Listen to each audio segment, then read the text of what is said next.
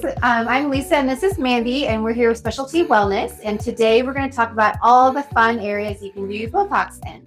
Today Mandy is our beautiful model, so we're going to be using her face to show you all the Botox treatment areas we can do. All right, so I like to start first with this glabella area. This is the most common and most popular area to get done for Botox. This is a group of 3 muscles, 2 on the side and 1 kind of right here in the middle. The 2 on the side kind of make like an elevator contraction as the muscles contract, and then this muscle's here, and this muscle's job is to pull up while these are to pull forward.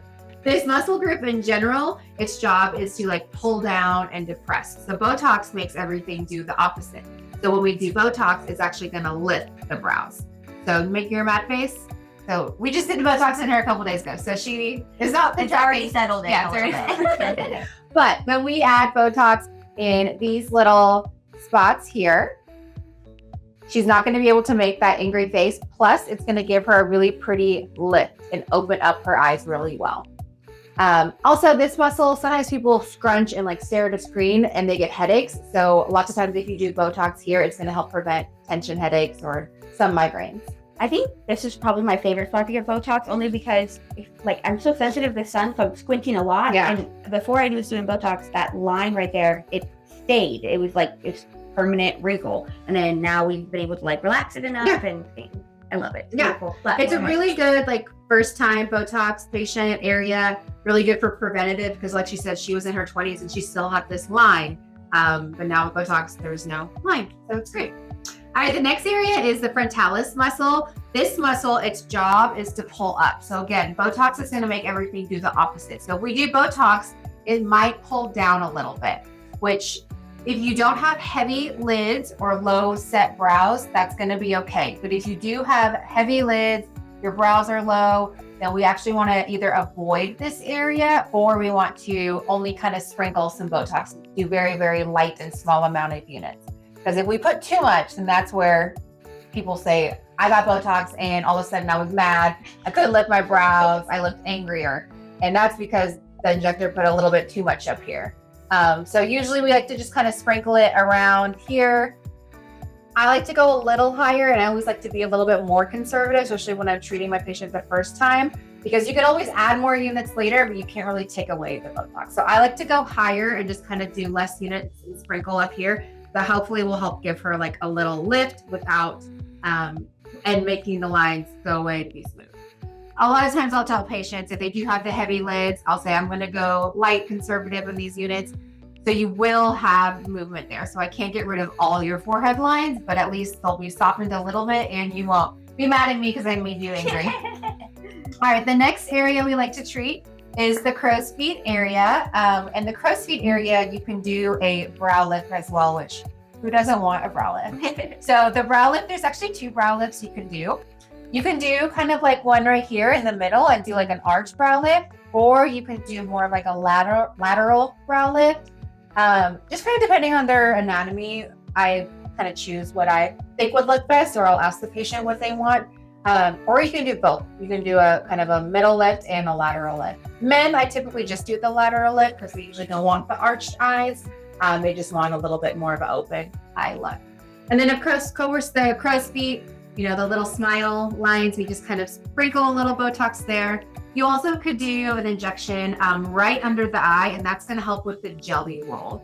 Some people, when they smile, they get like this little jelly bean, I guess, right under their eye, and it kind of closes their eye too much. So you can do a little bit of Botox, literally like 2 units right under the eye, and that will help open their eye, help relax their smiling muscles around the eyes as well. The next treatment area that we like to treat, they're called the bunny lines, the nasalis muscle right there. There's a muscle right there that likes to scrunch and make these little bunny lines. Usually just, maybe 3 injections, 1 here, kind of 1 here, 1 here. Sometimes just 2 injections, 1 on each side. That's all you really need for the little bunny lines. I personally like the bunny lines. I was like, yeah, we don't treat my bunny lines. I think they're cute. Unless you're like at rest, you just have these like standing bunny lines, then I usually suggest that a patient should treat them. But for the most part, I kind of think they're cute, and like expressive a little bit. Especially if you're not moving here or here or here, like you need a little bit of Which I think you do a really good job at like meeting patients halfway and making sure that they feel comfortable with their treatment plan and being able to like look natural and not go too much. Yeah. Thank you. The next spot is like a lesser known area. It's called the gummy smile area. Some people, when they smile, they show a lot of their gums, and some people don't want that. So putting a little bit of Botox, right, it's like about less than a centimeter away from the nose, that's going to relax the smiling muscle so it's not pulling up as high, basically.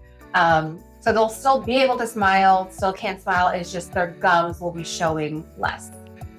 Sometimes patients need like a lip flip with the gummy smile because some people, you see their gums because their lip is like so tight and turns in and gets so small that you can't even see their upper lip when they smile, and all you can see is their gums. So sometimes I do, if they have a gummy smile, I kind of look at their anatomy, look at their body, see what they're trying to achieve. And sometimes we do the gummy smile and the lip flip. Or some patients who just want like a cute, perky lip flip, or the vertical smoker's lines. You can do Botox there as well. You do have to be careful with Botox above the upper lip, because if you do too much, they can't drink their straw, talk properly, eat, they'll be drilling. Just kidding. But it might just kind of feel funny if you put too many units above the lip, especially if it's their first time and never had it before. So I usually like to start with just 2 on each side to start, and then maybe if they did well and want more, we can do 3 on each side, and maybe even 4 units on each side. But I kind of just build the patients up to that. But it's really great at helping with those smoker vertical lines and just kind of giving you a cute little lip pop without getting the filler if you're kind of hesitant about the filler. You can do a bottom lip flip as well. It's that muscle right there that's right under the bottom lip. Again, just have to be careful. You're just going to make your bottom lip a little bit more like poutier. Again, another way to enhance your lips without getting filler. For the filler all the way. Yeah. Another treatment area is the chin, the mentalis muscle. The chin muscle, some people like contracts their muscle all the time. Some people, their muscle's always pulling. So this is a nice muscle to treat that kind of just relaxes the chin, kind of pulls down the chin, kind of enhances the jaw without really doing any filler or any other injections. Just relaxing that chin muscle will lots of times just kind of relax the whole jawline. Some people I've seen like they hold their tension in their chin, and sometimes their muscle is like so big and strong because they hold their tension, it kind of like bulges out. So putting Botox there to relax it is like just a nice way to smooth it out. Chin Botox also helps with like the orange peel skin. As you get older, sometimes the skin almost like sticks to that muscle. So putting Botox there relaxes that muscle so the skin is not as sticky and it's more smooth. Another fun area, which this is one of my favorites, is the DAOs. Make a sad face. Aw. So I like the DAOs a lot because number 1, you can't be sad if you have it. And number 2, that muscle, its job is to pull down. So again, Botox is going to make everything do the opposite. So it's going to lift up. You're not going to have this weird like Joker smile, but you're not going to be able to be sad. A lot of people who are just kind of sitting at a rest, they have this like angle down lips and they don't know why. It's because that muscle for some reason is strong and like wants to pull down your mouth. So we can just do some Botox there and then their mouth will kind of just go back to normal. Another good area that's kind of medically necessary for some people is the masseter muscle back here. The masseter muscle is like your clenching, your grinding muscle. It's a really big muscle kind of the back of your jaw.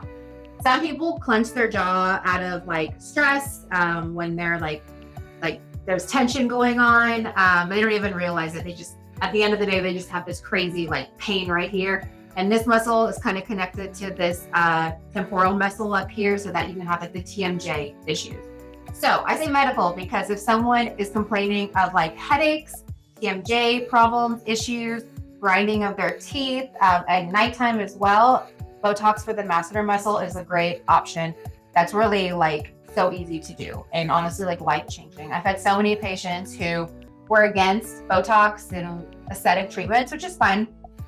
And they went to like dentist and oral surgeon, and basically the surgeon was like, you need surgery. We need to break your jaw and do all this stuff.